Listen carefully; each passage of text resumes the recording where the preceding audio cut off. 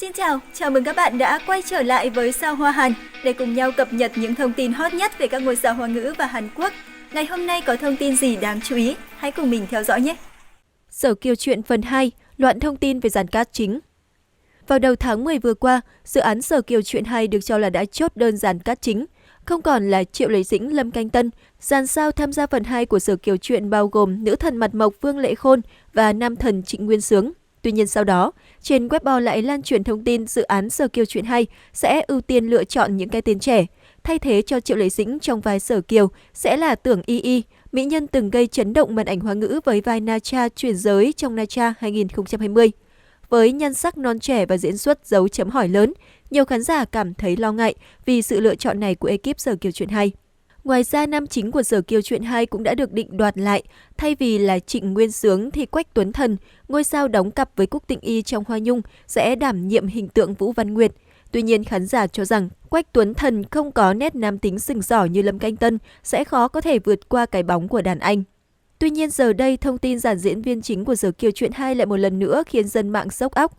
Cụ thể, theo QQ đưa tin, vai nữ chính sẽ không còn thuộc về Vương Lệ Khôn hay Tưởng Y Y, cũng không chào đón sự trở lại của Triệu Lấy Dĩnh như phần lớn fan mong chờ. Trái lại, người vào vai nữ chính Sở Kiều Truyện 2 sẽ là nữ diễn viên Vương Âu. Ngôi sao nóng bỏng này từng góp mặt trong một số phim lớn như Làng Nhà Bảng, Minh Tinh Đại Trinh Thám, Thiên Thịnh Trường Ca. Nhưng diễn xuất vô cùng nhạt nhòa.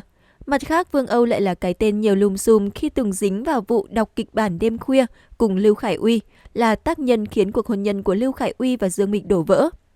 Ngoài ra, thông tin dàn cast mới của Sở Kiều Truyện 2 còn bao gồm hot boy 6 múi Trương Tuấn Ninh và hai ngôi sao Trần Tình Lệnh, Vương Hạo Hiên, Trương Nghệ Phi. Với dàn cast gây tranh cãi và trẻ hóa thế này, khán giả đang vô cùng nghi ngờ về chất lượng của Sở Kiều Truyện 2, đặc biệt khi có tin Triệu Lấy Dĩnh nhiều lần từ chối trở lại dù được ekip mời gọi. Theo như hai trang tin lớn tại xứ Trung là 163 và QQ đã đăng tải, đoàn phim Sở Kiều Truyện 2 đã bày tỏ thiện ý từng 5 lần đến gặp Triệu Lấy Dĩnh mời cô về tham gia với tư cách là nữ chính, nhưng cô thẳng thừng từ chối đóng Sở Kiều Truyện 2 vì một vài lý do riêng của mình. Tuy bị từ chối 5 lần 7 lượt, nhưng đoàn phim vẫn luôn giữ quyết tâm đến cùng. Thời gian trôi qua, họ lại kiên trì đến tận nơi, trực tiếp ngỏ ý xem Triệu Lấy Dĩnh có thành tâm chuyển ý, sắp xếp thời gian và tái ngộ trong phần 2 của Sở Kiều Truyện hay không.